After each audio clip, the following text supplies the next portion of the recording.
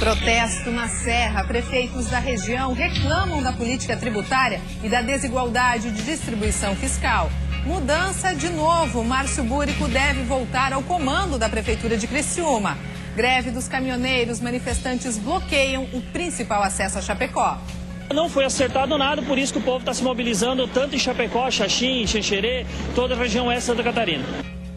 BR-280 e ferrovia em Araquari amanhecem bloqueadas. O processo de liberação deixou o trânsito lento e os autores ainda estão sendo investigados. Houve formação de filas nos dois sentidos da BR-280.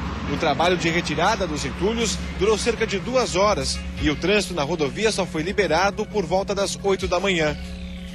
Mercado aquecido, cresce a venda de veículos usados e o setor comemora a recuperação.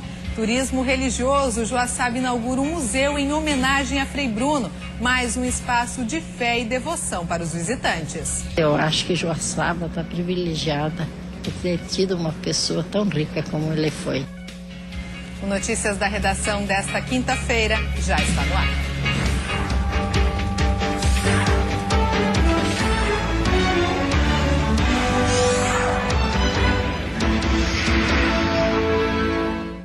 Olá, boa tarde. Na manhã de hoje, prefeitos da Serra fizeram um manifesto na Associação dos Municípios da região serrana. A manifestação faz parte da campanha nacional Viva o Seu Município, em protesto à política tributária e desigualdade de distribuição fiscal do governo federal. A sede da Associação dos Municípios da região serrana amanheceu com uma faixa em sinal de protesto contra a redução de receitas para as prefeituras.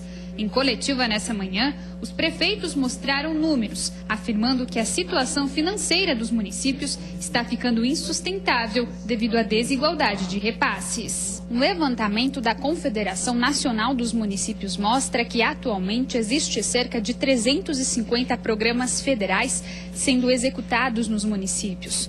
O problema é que, segundo os prefeitos, as despesas para a execução desses programas são, na maioria das vezes, 200% maiores do que o recebido pelo governo, o que acaba causando um desequilíbrio nos cofres públicos. Os programas, outros programas que o governo federal, entre aspas, no bom sentido, é para ser um bom trabalho, na verdade é um presente grego, é empurrado de goela abaixo.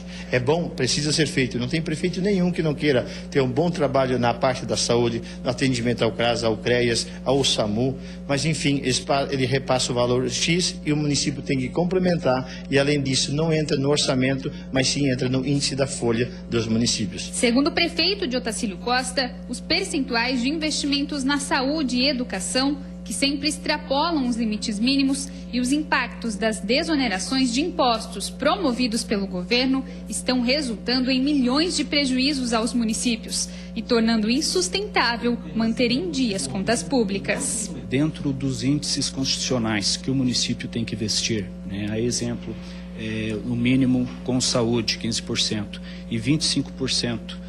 Com educação, que é o mínimo. Somando a isso, uma folha elevada, sobra muito pouco para investimentos em melhorias, em infraestruturas e em obra no município. Hoje, os prefeitos elaboraram um documento com as reivindicações que será entregue à FECAM, Federação Catarinense de Municípios.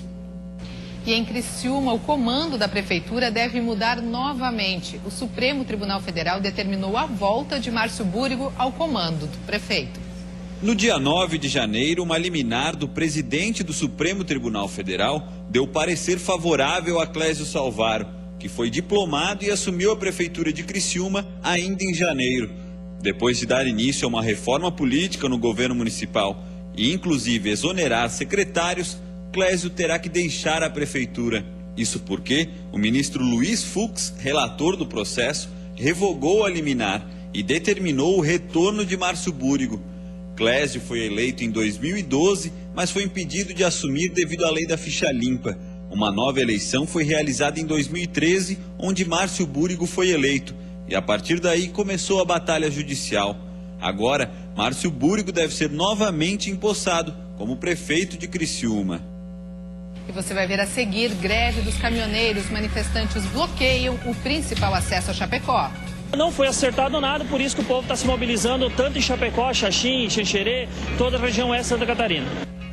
E ainda a BR-280 e Ferrovia em Araquari amanhecem bloqueadas. O processo de liberação deixou o trânsito lento e os autores ainda estão sendo investigados. Houve formação de filas nos dois sentidos da BR-280. O trabalho de retirada dos entulhos durou cerca de 2 horas e o trânsito na rodovia só foi liberado por volta das 8 da manhã. Você confere os detalhes em 2 minutinhos.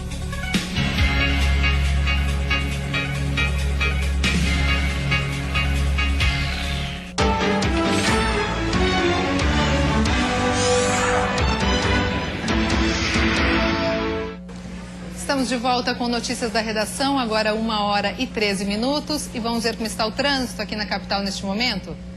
Você confere aí imagens ao vivo das pontes Pedro Ivo Campos e Colombo Salles. Trânsito fluindo com bastante tranquilidade, tanto para quem entra na Ilha de Santa Catarina, quanto para quem se dirige à região continental. Neste momento, 29 graus em Florianópolis. Motoristas bloqueiam o principal acesso a Chapecó em mais um dia de protesto dos caminhoneiros. Na região oeste, a paralisação tem o apoio dos comerciantes, que hoje devem fechar as lojas mais cedo para se unir à greve na BR-282. Aos poucos, os caminhoneiros estão sendo parados pelos manifestantes na BR-282 em Chapecó.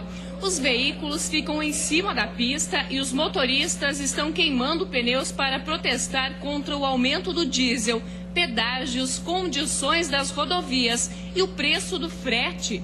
E o que foi passado na televisão é mentira. É um fato assim mentiroso, que não tem nem pé nem cabeça. Então a situação que está passado lá é totalmente mentira, não foi acertado nada, por isso que o povo está se mobilizando tanto em Chapecó, Xaxim, Xanxerê, toda a região oeste de Santa Catarina. O Sindicato do Comércio de Chapecó está apoiando o movimento dos caminhoneiros. Os estabelecimentos devem ser fechados 1 hora antes para que os comerciantes e funcionários possam ir para o trevo de acesso à BR-282. E também, então, o comércio vai ficar liberado para apoiar também. Quem quiser se deslocar até o trevo da BR-282 vai estar liberado, evidentemente, que é uma prerrogativa de cada um, né, de mostrar a sua satisfação ou não com o que está acontecendo hoje no nosso país. Por causa da greve dos caminhoneiros, terminou o combustível dos 43 postos e também do aeroporto de Chapecó. Mas a prefeitura que administra o terminal garantiu que nenhum voo será cancelado, porque as aeronaves vêm abastecidas. Somente carga viva, ambulâncias e veículos de passeio podem passar pelo local. 14 rodovias federais e 8 estradas estaduais continuam com pontos de paralisação. A BR-280 ficou bloqueada no início dessa manhã em Araquari. Entulhos foram jogados sobre a pista e incendiados. O trânsito ficou interrompido por cerca de 3 horas. O bloqueio na BR-280 aconteceu no Canal do Linguado, no limite do município de Araquari com São Francisco do Sul. Pedras e pneus foram despejados sobre a pista da rodovia por volta das 5 horas da manhã. Os autores ainda atearam fogo nos entulhos. Os bombeiros foram acionados para controlar as chamas. A malha ferroviária também foi bloqueada. Pedras foram descarregadas sobre os trilhos e o trem ficou parado. Houve formação de filas nos dois sentidos da BR-280. O trabalho de retirada dos entulhos durou cerca de 2 horas e o trânsito na rodovia só foi liberado por volta das 8 da manhã. Na ferrovia, a retirada das pedras teve que ser feita manualmente e a liberação demorou um pouco mais. De acordo com a Polícia Rodoviária Federal, o caso é de dano ao patrimônio público da União. Não tinha nenhum manifestante, ninguém estava no local, né? Não assumiram a responsabilidade pelo dano causado ao patrimônio da União, tanto na rodovia como na ferrovia. E nós classificamos aí como um ato de vandalismo, um ato de marginal mesmo. A PRF investiga a autoria do bloqueio. Estima-se que foram despejadas 2 cargas de entulho sobre a rodovia. A polícia procura por imagens que possam ajudar a solucionar o caso e já começou a ouvir testemunhas. Temos já suspeitos, a nossa inteligência, junto com a inteligência das outras polícias, estão investigando e vamos chegar com certeza a quem cometeu esse ato de vandalismo. E em Joaçaba, uma rua está parcialmente interditada para garantir a segurança de pedestres e motoristas. Uma escavação em uma obra particular deixou o local instável. O perigo de desmoronamento é iminente e, por isso, o trânsito pela rua Frei Rogério, bem no centro da cidade, está em meia pista. A rua foi sinalizada e parcialmente interditada pela Prefeitura na tarde de ontem. A escavação é particular e, segundo a Prefeitura, estava sendo monitorada. Porém, como os riscos aumentaram, foi necessário impedir o trânsito em meia pista. Na vistoria, foi constatado que existe risco eminente de desmoronamento. Além disso, há perigo tanto para motoristas como pedestres, uma vez que não existe uma proteção adequada isolando a obra. Não foi necessário desocupar residências próximas, mas além do perigo, há preocupação com o dano na rua, que recentemente foi pavimentada. De acordo com a Prefeitura e Defesa Civil, como medida emergencial, foi colocada uma lona sobre o terreno e a obra paralisada. A Defesa Civil, juntamente com a Fiscalização de Obras do município, solicitou uma resposta imediata aos responsáveis da obra, que é uma obra particular, principalmente porque é relacionado à questão da segurança dos usuários, motoristas e pedestres, e também ao bem público. Então a resposta foi pedido a resposta para a apresentação desse projeto técnico com a RT de uma forma imediata, para que se inicie essas obras de forma também imediata.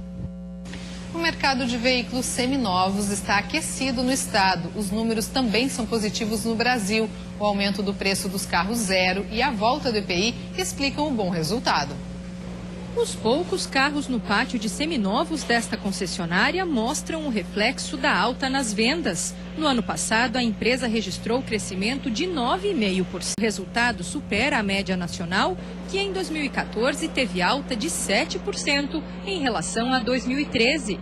E a expectativa é manter o ritmo acelerado do segmento. Tudo leva a crer que esse crescimento que a gente registrou no ano passado, em torno de 7% da venda dos carros usados, ele possa se repetir. A volta do IPI, o Imposto sobre Produtos Industrializados, e a obrigatoriedade do airbag e dos freios ABS nos veículos 0 km encareceram os custos de produção e deram impulso ainda maior aos usados. Enquanto no ano passado foram vendidos cerca de 3 milhões de veículos novos no país, os usados alcançaram 10 milhões de unidades. O gerente desta marca em Florianópolis explica que o bom resultado do mercado automotivo nos últimos 10 anos ajudou na oferta de diversos modelos seminovos, o que muitas vezes pode ser uma vantagem para o cliente. Segundo ele, com um orçamento menor, é possível adquirir mais características veiculares. São carros maiores, são carros com motor mais forte, são carros com nível de equipamento às vezes superior. Então, o que acontece? O cliente fica na dúvida, muitos deles acabam optando em abrir mão do carro zero, para partir para o carro usado. Em alguns casos, também é possível encontrar um usado ainda na garantia, com baixa quilometragem e até aparência de novo. E não deixa de ser para quem acaba de comprar o carro dos sonhos. E depois do intervalo, vamos voltar a falar da greve dos caminhoneiros e os reflexos dessa paralisação no estado. Vamos falar também sobre turismo religioso. O Joaçaba inaugurou um museu em homenagem a Frei Bruno, mais um espaço de fé e devoção para os visitantes. Eu acho que Joaçaba está privilegiada por ter tido uma pessoa tão rica como ele foi. O Notícias da Redação volta já já.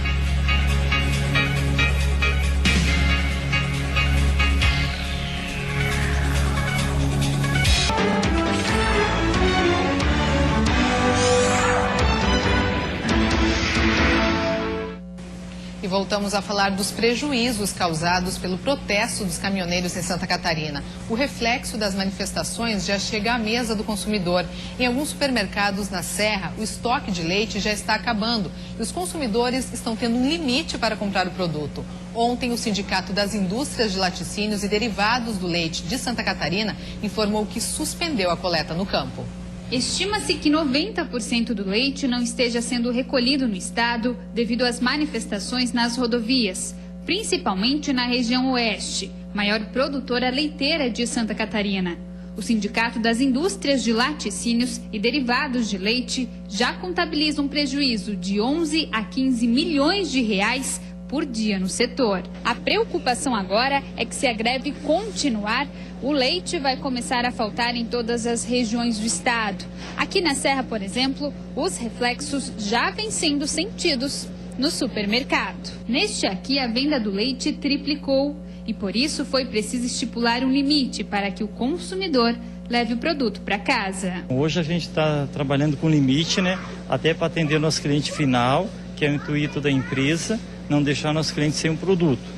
Então a gente limitou aí o máximo uma caixa para o cliente. Com medo que falte leite para os netos, a dona Marta aproveitou para garantir o produto. Eu tenho 2 netos que mamam ainda. Já imaginou ficar sem o leite? Nesse outro supermercado, a situação se repete. Aqui as prateleiras já estão começando a ficar vazias e já tem produto faltando. Segundo o gerente, a preocupação é grande, já que o estoque da loja só vai dar para mais 1 dia e meio. E preocupa muito porque o leite é uma coisa que não pode faltar. Devido à grande demanda e à falta do produto, o jeito é garantir mesmo o leite para não ficar sem. E a previsão não é nada boa. Com tantos prejuízos amargados pelo setor leiteiro, quem deve ajudar a pagar a conta com o produto mais caro será o consumidor. A tendência realmente é aí mais para frente essa greve. Então a gente tem que se prevenir. Tem que levar, né? Aproveitar enquanto tem. A hora que terminar daí.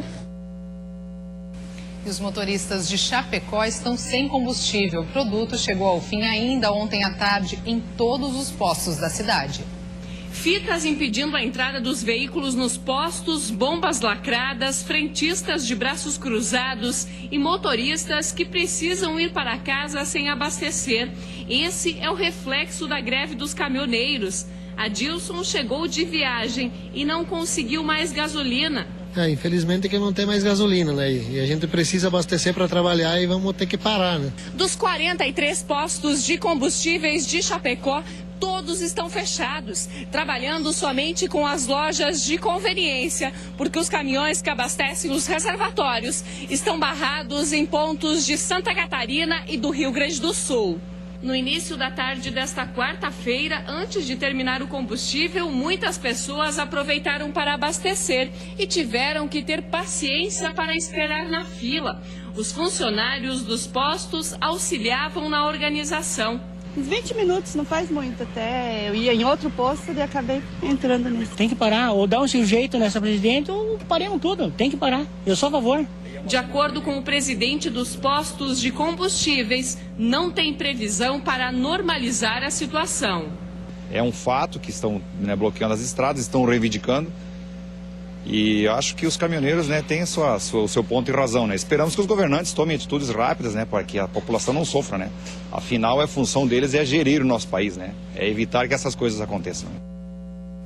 E agora a previsão do tempo, quinta-feira de calor com chance de chuva. Confira os detalhes no mapa.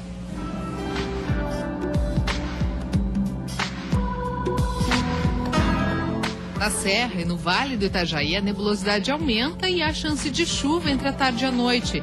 Máximas entre 22 e 24 graus. No oeste e no norte do estado, os termômetros marcam entre 31 e 32 graus. E o forte calor pode provocar pancadas de chuva no final do dia. Na região sul e na Grande Florianópolis também deve chover a partir da tarde. E as máximas ficam entre 29 e 30 graus. O turismo religioso movimenta diversas cidades do estado. Uma delas é Joaçaba. Muitos fiéis vão até o município para visitar o espaço destinado a Frei Bruno e agradecer pelos milagres e pelas causas alcançadas. E agora os visitantes têm um espaço a mais para conhecer. Foi inaugurado um museu em homenagem a Frei Bruno. Entre os objetos pessoais estão no museu a cama em que Frei Bruno dormia e o manto que cobriu seu rosto durante o velório. Há documentos históricos e símbolos das graças atribuídas a ele pelos devotos. O local, que fica ao lado da Catedral Santa Terezinha, estará aberto de segunda a sábado, em horário comercial. Isso aí é uma graça tão imensa que é difícil você dimensionar isso aí. Mas eu acho que Joaçaba está privilegiada por ter tido uma pessoa tão rica como ele foi. O pequeno museu vem para somar com outras atividades que fomentam o turismo religioso na cidade. Atividade que movimenta não só a economia de Joaçaba, mas é responsável por 2% do PIB do estado. Turisticamente é mais uma opção, é um item a mais que já enriquece aquilo que Joaçaba já tem e de uma forma muito fundamentada. O turismo precisa muito disso, as coisas têm que ter raiz. E Frei Bruno, para nós, incontestavelmente, tem raiz, embora seja um espaço pequeno em tamanho, ele é de uma importância enorme, né? São objetos pessoais e o Frei Bruno goza assim de um respeito muito grande das pessoas, não apenas do público católico, mas de outros segmentos que conviveram com ele. Ontem, dia 25 de fevereiro, completaram-se 55 anos da morte do frade. Numa missa, devotos prestaram suas homenagens. Um momento de fé, pedindo também pela beatificação do Frei, processo que já foi encaminhado a Roma. A passagem do Frei Bruno pela terra e em particular aqui em Joaçaba deixou marcas de fé e de devoção profundas ao nosso Deus e Senhor e à Igreja, e com o estilo de vida e a busca dele como religioso e sacerdote franciscano no seguimento do Senhor para, como diz a campanha da fraternidade desse ano, eu vim para servir. Então isso está fazendo com que o povo cresça cada vez mais no amor a Deus, na fé e na busca da santidade e do ser igreja também. E assim a gente encerra o Notícias da Redação de hoje. Esta foi a última edição do programa, que depois de quase 3 anos no ar, se despede de você, agradecendo a sua companhia, agradecendo a sua audiência e o seu carinho. Na segunda-feira eu estarei de volta, neste mesmo horário, mas uma nova proposta, num novo programa que quer trazer um novo olhar para a notícia. Estarei te esperando, uma boa tarde e até segunda-feira.